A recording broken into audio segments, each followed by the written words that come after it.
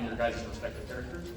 I think it's got to start with Tom, because Tom was cast first. Yeah, I don't know that Steven, the great thing about Steve is that he didn't do the voices for you. Like he wouldn't go, I want Patrick to sound like this, I want SpongeBob to sound like this.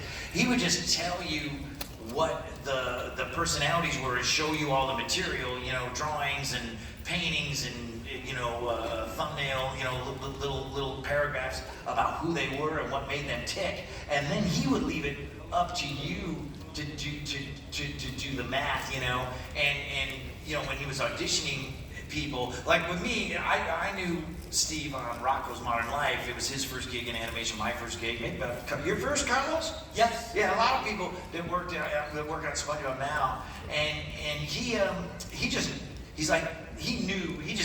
basically gave it to me, and said, you're SpongeBob, and now I'm going to worry about everybody. And now I don't have to worry about the lead character. I know you're SpongeBob. I don't want, and which was very nice. And then he said, who's SpongeBob's sidekick going to be? So when I came in, he actually had this little cassette tape recorder in an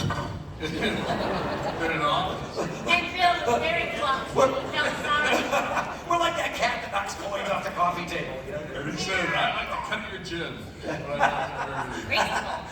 He played... Who showed you my jib?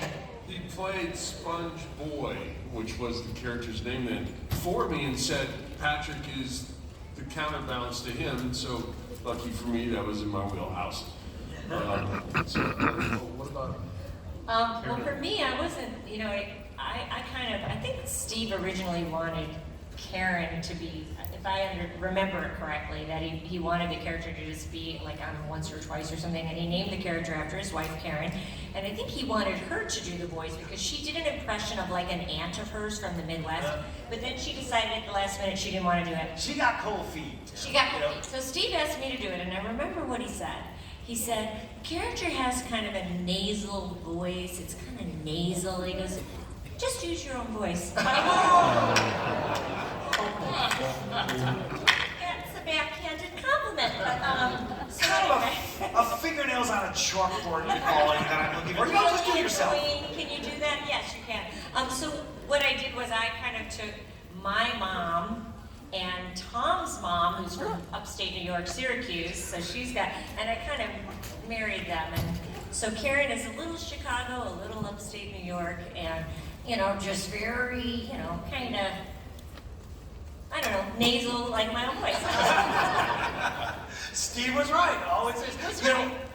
Briefly, I will say that, like, Steve, I've never known anybody to cast voices in a show like this. Like, it was more about tone, in terms of the voices, it was about tonality with Steve. Like he's like, SpongeBob is here, so I need to go that's down here, and then I think I want the Krabby guy to be in this tone here, and I need a guy here. And, so it was almost like woodwind, strings, and percussion. He really did almost like a music. It was very musical, and I've never encountered that before or since. It was pretty nuts, and he never, as far as I know, he never really would go, make it sound like this, because he wasn't an actor, he didn't want to be. And I think the writing is so great that it helped us, too, as the characters, it's on the page for you. You know who Mr. Krabs is, you know who Plankton is. I think it helps with the voice, for Plankton, just his character and what his character is saying and what his character is feeling. It kind of helps, him to do the voice. Yeah. It was a really good Plankton, I think. Watch out. That was like a nasal Plankton. I think that was a fantastic question. I'm so glad we got to hear that story. Hey, thanks. First, happy belated birthday, Tom. Happy anniversary, Tom and Jill. Yesterday, these two. Yeah. Thank you. You're very kind. If you like cartoons, movies, books, music, I demand you subscribe to this channel. Subscribe. Be prepared.